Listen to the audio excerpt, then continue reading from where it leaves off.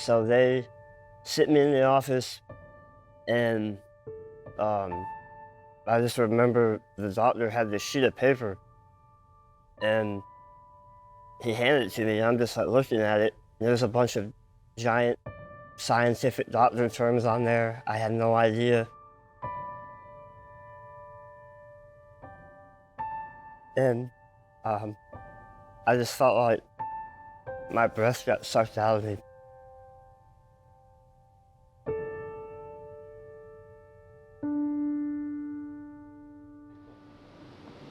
Baseball player? Wow! Jacob was full of energy. His first word was ball. It sure was. Wasn't mom, wasn't dad, it was ball. It was. I grew up in Canton, Ohio, home of the Pro Football Hall of Fame. My dad was a football coach in Ohio, and I grew up in the locker room with my dad. I used to train with the football players in the summer. You name it, I did it. I mean, we would sleep in the office together during two-a-days in camp, and he loved that. So the memories are just amazing. Jacob Saulnier adored football, but his true passion would be found on the baseball diamond.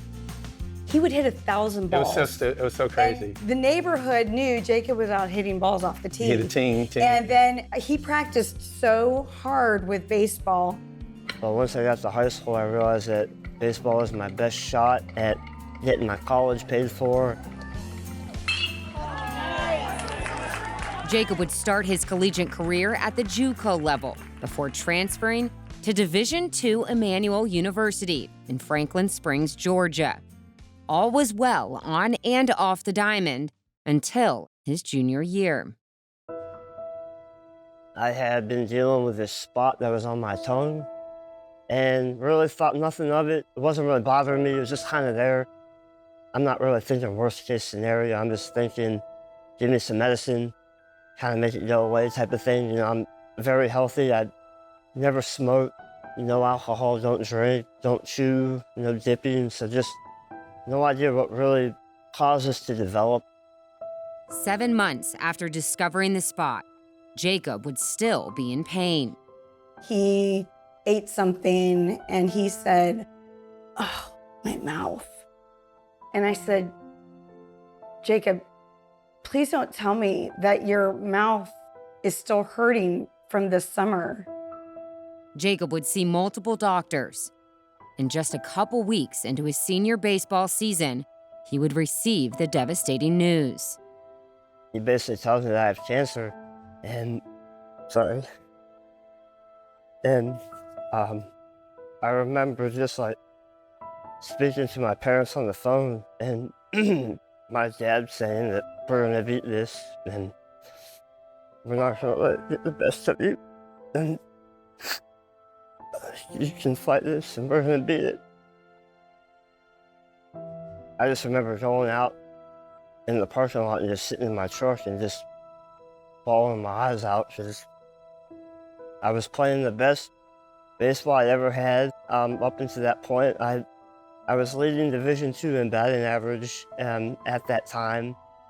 Just in an instant, my season was over, my career was over. Second base, third base, side of home. It was just taken away from me before I even knew it.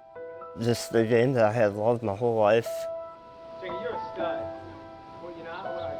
A baseball player? In a frenzy, Jacob's family would hurriedly drive 8 hours to Georgia to obtain more information on the diagnosis. February 12th, 2019. Jacob asked if I was nervous, and I said yes. He said, "Me too."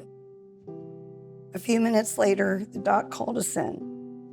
He introduced himself to me as Dr. Angel and began to cry.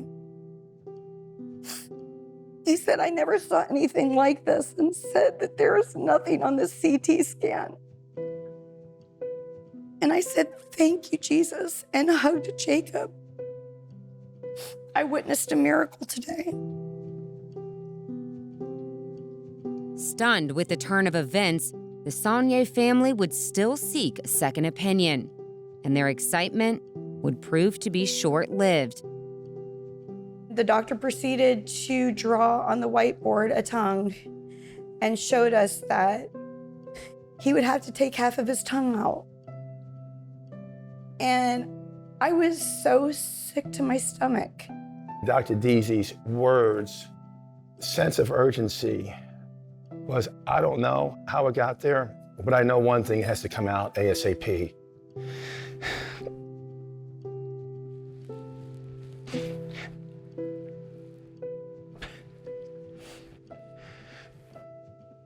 From that meeting with Dr. Deasy, within 2 weeks, Jacob was on the operating table. I'm sorry. It was about a 12-hour surgery. They cut me from ear to ear, and they pulled my neck up, and they removed, I think, over 70 lymph nodes. And they removed half of my tongue. They took a spot on my arm, and they made half of a tongue out of my arm. They took an artery and vein from my arm and put that in my neck. And then they removed a giant rectangle off of my thigh and put that on my arm. I wasn't sure I was ever going to hear his voice again. Yes. Even a voice. Yes. You know, she recorded him the last time, his voice, we heard it for 20-something years. When I saw him afterwards, I had no idea. No, we weren't ready for that. We were not not ready ready for that. No. At all. No. I don't know how you can be as a parent. Jacob would spend the next 8 days in ICU.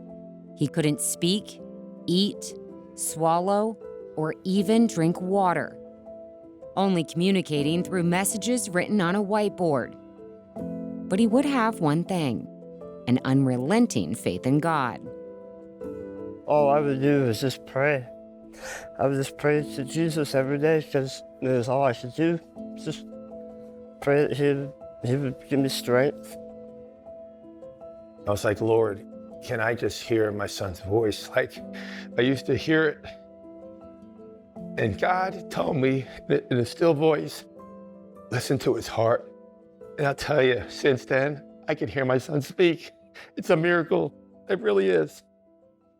Dr. Deasy told us he would have been dead within 6 months to 9 months if he didn't catch it.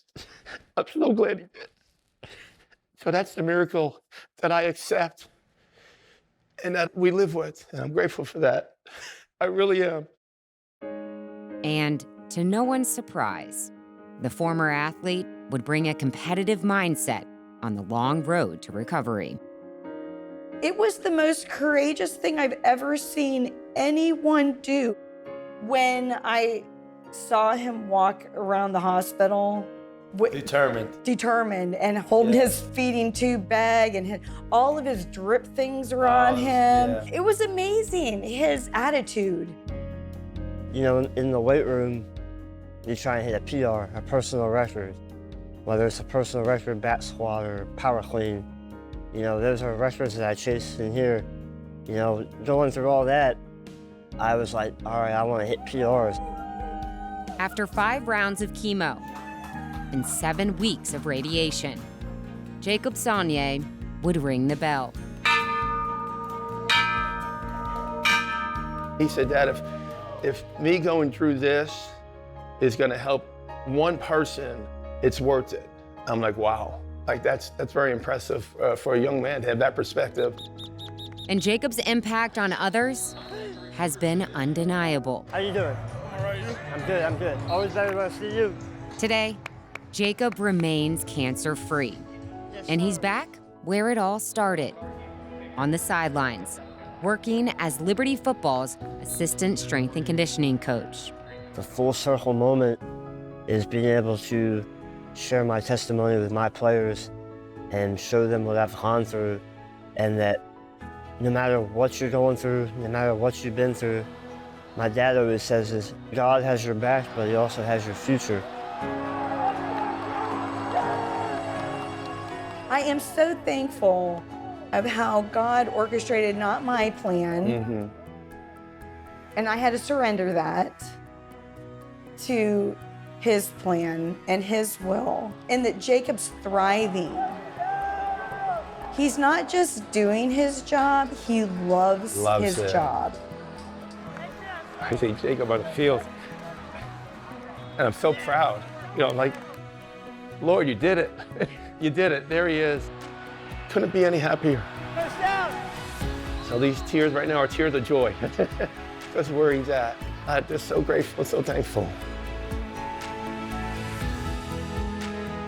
What was meant to harm me and what was meant for evil can be turned to praise Jesus and to tell others about him. You know, life is spoken through the tongue, and I believe that even though I have half of one, I can still speak life.